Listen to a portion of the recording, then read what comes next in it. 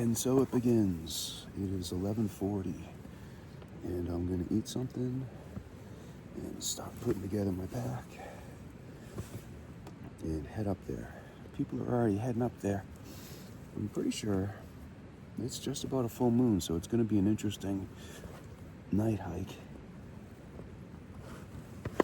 So I'm gonna eat. I'm gonna bring my quilt, my carbon fiber pad, not my inflatable pad, in case I end up having to sit up there, which I'm sure I will. I'm gonna bring the leggings I'm wearing, 2 more layers of pants. I'm gonna wear a base layer in my sun hoodie, and I'm gonna bring 3 more layers, my windbreaker, my raincoat, and my puffy. And actually, I'm gonna bring my Under Armour sleeping shirt as well. But if I don't stop doing 2 things at once and focus on opening this beer can, I'm never gonna eat and get up there. Okay, well, we'll leave the tent flat because I took the trekking poles. Bear can, everything I don't need is in the tent. And the tent feels pretty light. I think that girl's dying. She keeps waking up and coming over here with her red light, coughing up a storm, even more than me. Thank God I'm doing this sunrise summit attempt. Otherwise, every single person in camp would have kept me up all night anyway. Let's see what happens. First challenge, wet log crossing in the dark. I might be back in my tent in 10 minutes saying, screw you guys, I'm going home. And there we go. We made it over the logs. It really wasn't that bad. Okay, so I've already been off trail. The hardest part for me is going to be reading the trail and reading forward at night. So it would be amazing if I could catch up to somebody. And I don't really want to push like that. Or if somebody would just catch up to me so I could buddy system getting up there. Pack is super light without food. I even have 2 liters of water, but you'd never know. I'll probably be checking them the whole time, making sure they didn't drop out of the pack. Pack is so light.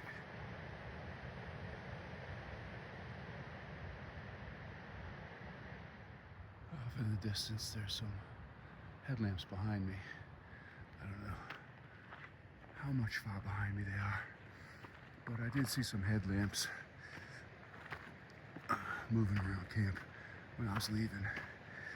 And I talked to people that were like a group of 9. They were gonna leave at 12:30. I left just before that. I mean, this is just amazing. It really is. Some people, the minority, are against trying this. They're just not in it for the sunrise summit.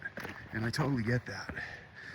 But I am right back to where I was after the aqueducts. Hindsight 2020.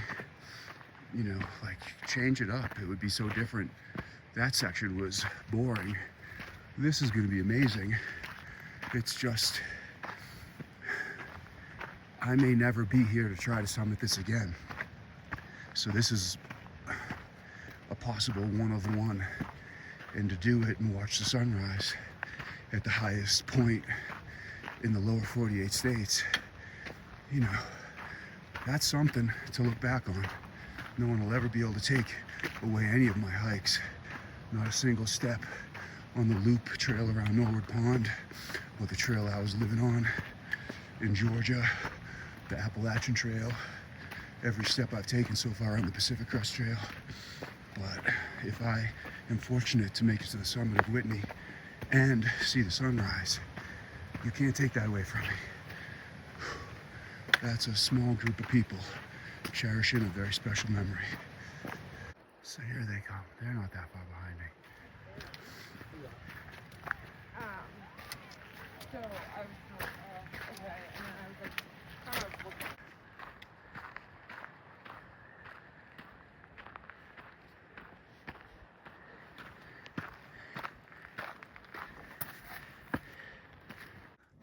Well, I fell twice, and the second time I broke a trekking pole. Got way off trail. Can't blame anyone but me, but I do not like group projects. This is the start of the switchbacks. This isn't easy.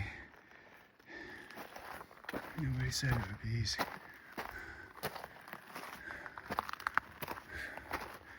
I wish somebody said you're gonna break your trekking pole. Why didn't you tell me?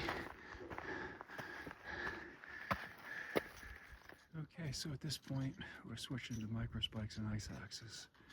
There's like 3 or 4 more switchbacks, and the last 2 I definitely read were sketchy, but I guess it starts earlier than that. Pretty sure this is a Mach 10 site on Far Out. If you're into camping at high elevations. Okay, so I'm at the junction here to get to the summit. A little less than 2 miles and another 1,000 feet up. This is where they say to put on more layers, but right now I'm not feeling too cold. Extreme danger from lightning. It's worth reading. To avoid being struck by lightning, immediately leave the area. That's good advice. If any of the following conditions exist. Dark clouds, I wouldn't know. Thunder, I would know. Hissing in the air. Static electricity in the air. In the hair or fingertips. The Whitney shelter will not offer protection. You should leave the summit and proceed to a lower elevation. Let's go. I don't even know where that is. Whoville. It's 4:30. I'm pretty close. Within a mile.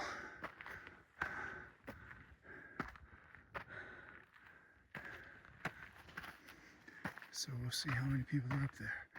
Time to put the phone away though, because I have the stumbles. I can like Captain Jack Sparrow.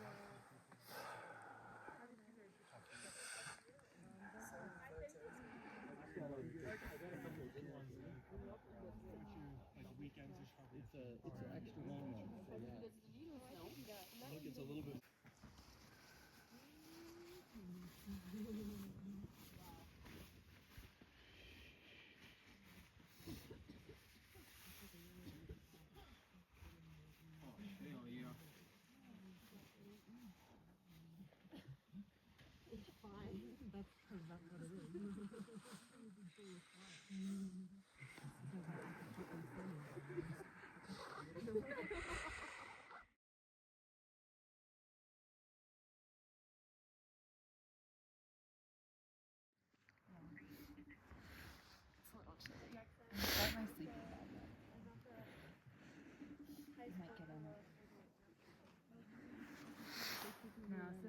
Yeah, it's a side trip. It's not.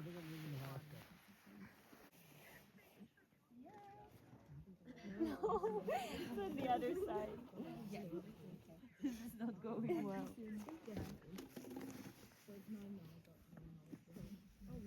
But there. I think it's okay. Hey. Okay, what are we doing? Oh, we're gonna get sold. So I want you to stand here. I'm gonna go over there. Not for this. This lens is. It should bring it closer. Hell yeah. All right. Oh yeah, I you. want to get a picture with that.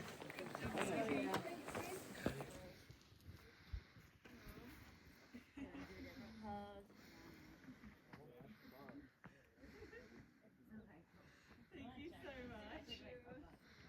Do you want us to take a photo for you? We have 2 more cameras for makeup, so Seb, you want to take a photo real fast?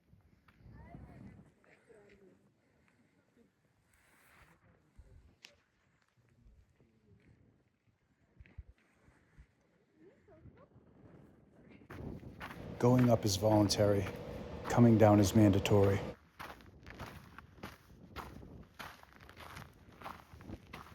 I can't wait to get down, but it was more fun in a thrilling, what am I doing kind of way going up. But now I can see everything. And it is beautiful.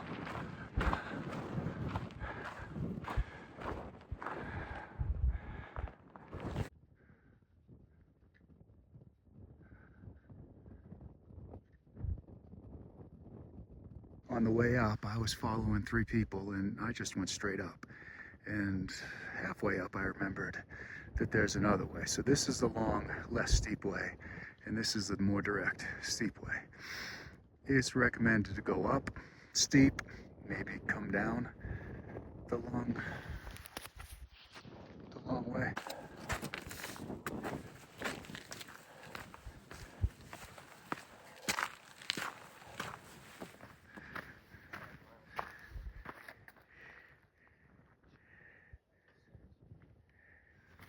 So I don't know how I would have felt if I had somebody coming down the mountain who was just happy to be finished and coming down. And I also don't know how long I'm going to be happy going down the mountain, because at some point I'm going to hit some of those tricky parts that were really challenging on the way up. And they're going to be even more challenging on the way down. And the worst part is I'm going to be able to see exactly what it is. It was almost better not to see it in the dark. But I do kind of feel bad. Not everybody going up right now. Some of them are cheery and in a good mood, but some people are just really tired at this point. You know, I just started descending. So they're tired and they're dealing with the altitude, and I'm all chipper. Howdy, howdy. How you doing? Happy hiking. They should have 2 separate trails, one going down and one going up. And the one going down could be an elevator, as far as I'm concerned. So on the way up, I didn't know what city that is, but that has to be Lone Pine. And that is a wild view of snow down there.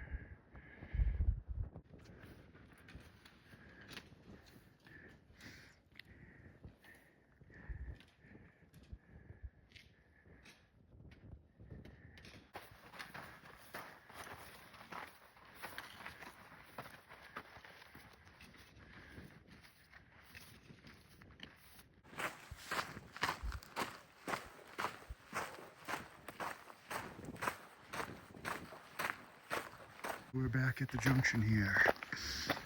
Time to do the switchbacks. And 2 of them were sketch Ice Axe microspikes. And those are exactly what I don't want to see in the daylight. I can't imagine they're going to be easier going down. Gravity is going to be trying to pull you down. So this is the sketchy part. And the issue is if you slip. So that's why you got your Ice Axe.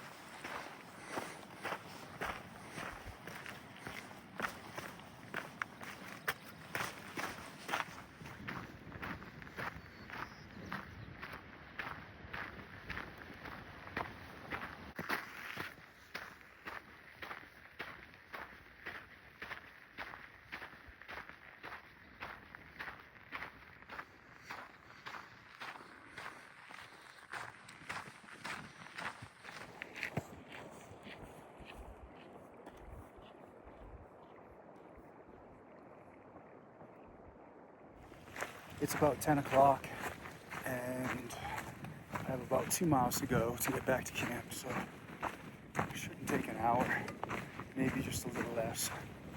Gotta figure out with 110 pole what I can do with the tent. I'll just prop up my side where I'm sleeping, and that'll have to do for now. I think I gotta find a stick. There's no hope to fix that chucking pole. It's smashed. It broke in two right on the shaft, so gotta go to the bathroom, gotta take a victory nap, and gotta start thinking about getting out of here and hiking a mile back to the PCT and then about 7 to that creek campsite to set myself up for a good day tomorrow, crossing Forester Pass. So camp is nice and quiet, just the way I like it. Hopefully no new potential summiters come in until after my nap. I did that guy dirty yesterday when I came in a good mood, being loud.